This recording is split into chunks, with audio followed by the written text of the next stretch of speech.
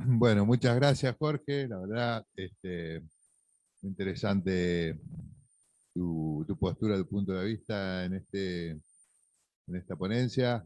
Seguramente hay mucho por hacer en ese sentido y esperamos que, que lo podamos lograr en los próximos tiempos, ¿no?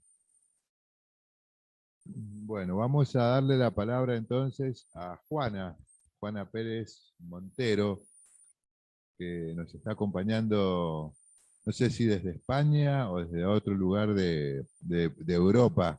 Sé que andaba paseando por ahí, pero dijo, bueno, me voy a hacer el tiempo, voy a dejar un ratito a la familia y voy a conversar con ustedes. Así que muchas gracias, Juana.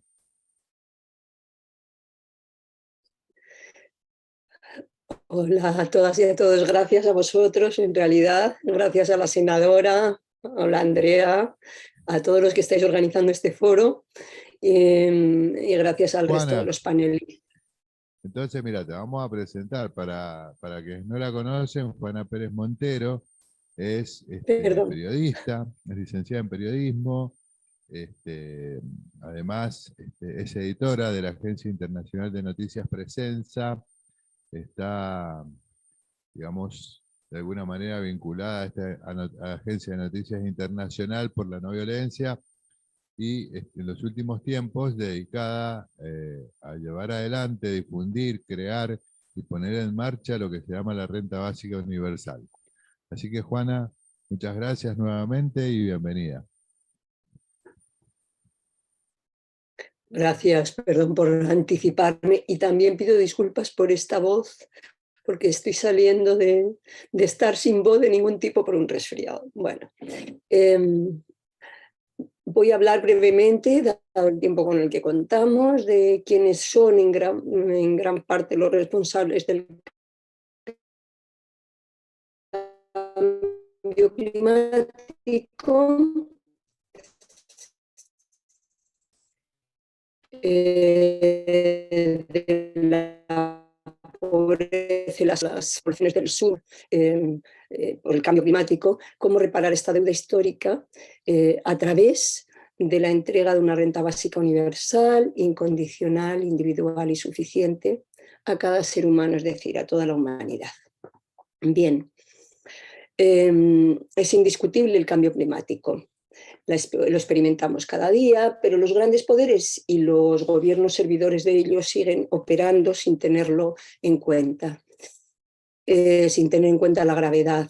No importa qué declaraciones hagan ni cómo justifican sus acciones. Importan los hechos y estos hablan por sí solos. Veremos qué pasará en los próximos días en Egipto, donde se va a celebrar la COP27, pero desgraciadamente no esperamos mucho.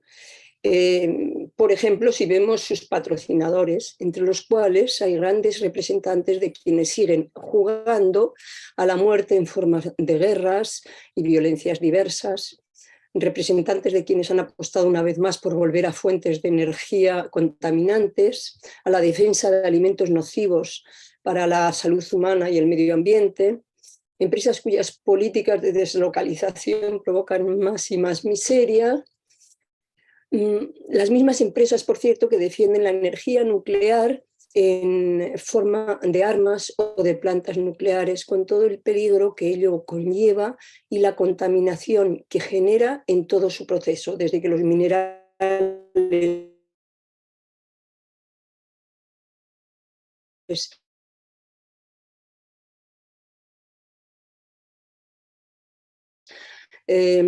se sacan de la tierra para el tratamiento de residuos nucleares. África, fundamentalmente el continente que se está utilizando como cementerio de tales residuos, sin que sus poblaciones tengan conocimiento de ello. No quiero dejar de llamar la atención en este foro sobre las consecuencias para el cambio climático que tendría un accidente nuclear o la utilización de armas nucleares. Hoy sabemos que nunca, desde la Segunda Guerra Mundial, nunca antes hemos estado en un peligro tan serio de que tal cosa ocurra. Necesitamos tomar conciencia de ello y posicionarnos al respecto.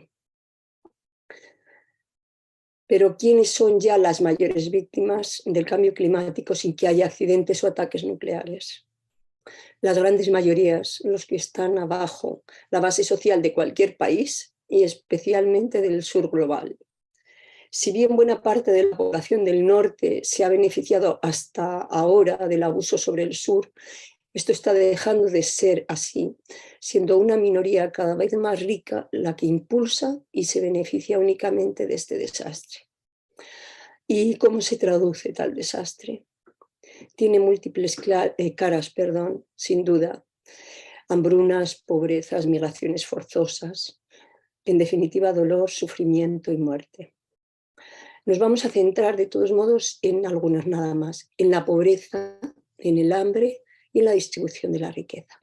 Y lo haremos en base a informes del Banco Mundial, de Oxfam, Intermon y de Naciones Unidas, entidades poco sospechosas de revolucionarias.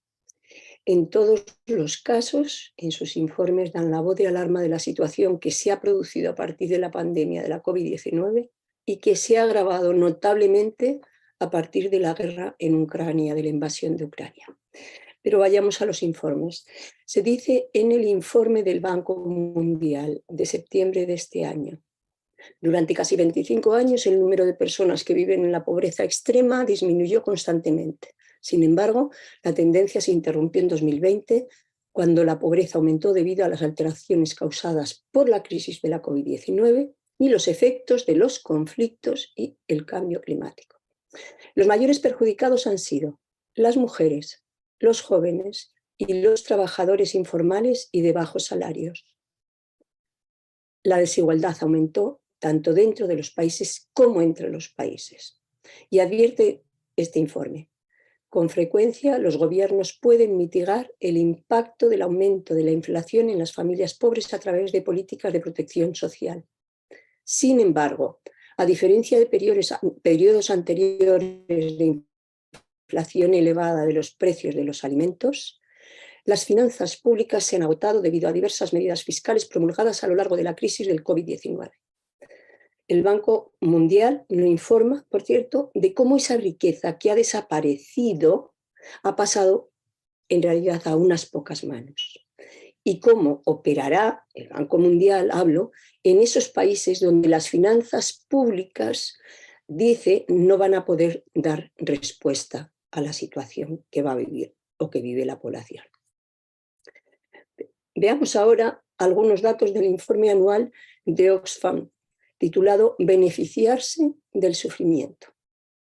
Esta organización ha calculado que en 2022 263 millones de personas más de las que ya había pasarán a un estado de pobreza. O dicho de otro modo, 1 millón de personas más cada 33 horas. En paralelo, en los 2 años de pandemia han surgido, se informa en este informe, valga la redundancia, han surgido 573 nuevos millonarios en todo el mundo. El estudio revela que globalmente las empresas de los sectores energético, alimentario y farmacéutico están consiguiendo beneficios sin precedentes. Y precisa el informe: en conjunto, 5 de las principales empresas energéticas, atención, 5 de las principales empresas energéticas, la BP, Shell, Total Energies, Exxon y Chevron, ganaron el año pasado $2.600 de beneficios por segundo. Por segundo. Otro dato que anota Oxfam y que ya se apuntaba más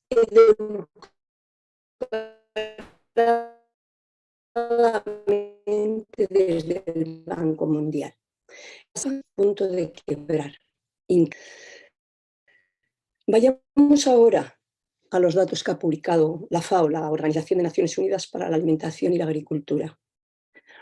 Dice en su informe la FAO: cerca de 800 millones de personas pasan hambre en el mundo. Es un dato escalofriante y que aumentará según apuntan todos los informes, digo yo. Es escalofriante, sobre todo teniendo en cuenta que tenemos capacidad productiva para alimentar a más de 12.000 millones de personas, mucho más de lo que constituye hoy la población mundial. Sigue diciendo el informe: Estoy leyendo párrafos literales. El hambre en el mundo es entonces un problema con solución, pero los gobernantes internacionales no se ponen de acuerdo. Tienen en sus manos la llave para la erradicación del hambre en el mundo, pero no la usan. ¿Tienen la voluntad real de acabar con el problema del hambre en el mundo? Pregunta que también nos hacemos nosotros. Y más abajo dice el informe, leo textualmente: son varias las causas que provocan el hambre en el mundo, entre las cuales podemos encontrar la deuda externa asfixiante de los países pobres, las relaciones comerciales injustas entre norte y sur, el papel inmoral de las grandes corporaciones, los especuladores y los bancos, y, cómo no, la corrupción de algunos de los líderes africanos, asiáticos y latinoamericanos. Yo añadiría algunos líderes de otras zonas del planeta, pero no vamos a entrar en este tema. En síntesis, corroboramos en estos informes lo que sabíamos. Es una minoría del norte global la responsable última del desastre económico y medioambiental generalizado que estamos viviendo y de las hambrunas que se extienden fundamentalmente en el sur global. Al tiempo que están en tela de juicio las medidas sociales de protección que parte de los gobiernos han puesto en marcha, si es que no cambian sus políticas. Es una minoría del norte global la responsable final de este desastre, repito. Dicho de otro modo, tal minoría tiene una deuda que ya es histórica, como apuntábamos, y que ha llegado el momento de reparar, dada la gravedad de la situación que estamos viviendo. Pero ¿cómo se puede concretar esta reparación histórica? Recordemos algunos puntos. Hay riqueza más que suficiente para alimentar a toda la humanidad. Una riqueza que va en aumento, por cierto, y que nosotros afirmamos que nos pertenece a todos. Los grandes beneficios de tal riqueza, entre los que se encuentran las grandes empresas energéticas, las de comunicación, las de armamento, la banca, el capital financiero internacional, etc., funcionan en base a un modelo global. Las fronteras no existen para ellos, solo para los pobres. Y nosotros afirmamos, si es posible para ellos, ¿por qué aceptar que sean un impedimento para las mayorías? Otro punto. En general, todas estas empresas no pagan impuestos por tener sus sedes en paraísos fiscales o por un vacío legal. Y cuando pagan lo hacen a tipos bajísimos, en base a sistemas impositivos que gravan a los más pobres en beneficio de los más ricos. Amigas, amigos, estamos inmersos en una situación que no tiene salida si no apostamos por medidas y políticas que no sean las que ya conocemos y que profundizan cada día más el desastre y la miseria. Medidas que tacharán de ingenuas, pero que para nosotros consideramos valientes, morales, urgentes y posibles, incluidas la exigencia de no a las armas nucleares y no a las guerras. Medidas que hemos de exigir desde la base social, puesto que pareciera que los gobiernos por sí mismos no lo van a llevar adelante. Una de estas primeras medidas ha de ser la de asegurar que todo ser humano, por el simple y sagrado hecho de serlo, tenga la subsistencia asegurada. Y para asegurar tal subsistencia proponemos la implementación de una renta básica o ingreso básico, según la denominación en cada país. Recordamos de qué se trata cuando hablamos de renta básica, porque se ha querido confundir con el término, ¿no?, a las poblaciones. Estamos hablando de un ingreso que recibiría toda persona nada más nacer, es decir, que sería universal. Un ingreso que sería incondicional, además, se le entregaría a toda la población, aunque no todas las personas saldrían beneficiados, ya que los ricos la recibirían, pero pagarían, por ejemplo, más en impuestos para poderla poner en marcha. Es un ingreso que es individual, no tiene que ver con ayudas familiares y que además ha de ser suficiente, es decir, que estaría por encima del denominado umbral de la pobreza.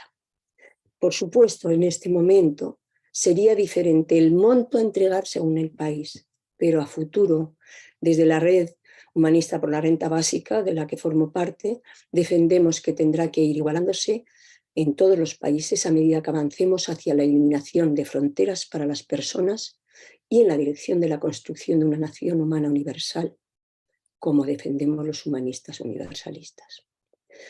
¿Y cómo se podrá llevar adelante? A nivel estatal hay países que pueden implementarla, pero para buen número de estados hoy no tienen capacidad para llevarla a cabo, proponemos que sean las Naciones Unidas quienes se ocupen de la concreción de esta medida, recibiendo fondos de estados y grandes companies y haciéndolo llegar hasta el rincón más apartado del planeta, de lo cual ya hay experiencias puestas en marcha. ¿Qué mejor momento para que Naciones Unidas asuma un papel trascendental y claramente a favor de la vida? Apuntaremos solo algunas medidas que permitirían contar con fondos para su implementación. A nivel de estados, cambiando su sistema impositivo, abogando por un sistema progresivo y con impuestos específicos para a las grandes fortunas. Algo a lo que se están resistiendo los gobiernos por presión de las propias empresas que hoy se benefician de la crisis que vivimos. Otra medida, el pago de precios justos e impuestos de las grandes compañías, de las grandes companies que hoy saquean los recursos naturales de todo el planeta, pagando en los países de origen de las materias que saquean para que sus poblaciones puedan salir adelante. Condonación de la deuda externa de los países, que fundamentalmente es privada y, por tanto, ilegítima. Legislación nacional e internacional que grave las operaciones en bolsa. La puesta en marcha de impuestos a las máquinas, ya que están sustituyendo cada día más a los trabajadores. Un elemento, por cierto, que puede liberar al ser humano de la esclavitud del empleo. Podríamos seguir, pero si estas medidas se implementan y se le da poder y medios a una organización como Naciones Unidas para su puesta en marcha, estaríamos terminando con el hambre en el mundo de un plumazo. Las personas podrían empezar a comenzar a poner en marcha, además, proyectos económicos más o menos grandes, proyectos agrícolas,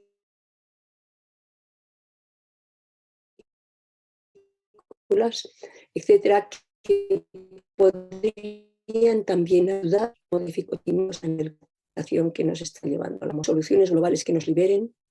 Intencionemos, empujemos, osemos exigir medidas que sean base de una nueva civilización a la altura del ser humano y que pongan la vida con mayúsculas en el centro. Muchas gracias. Gracias por todo.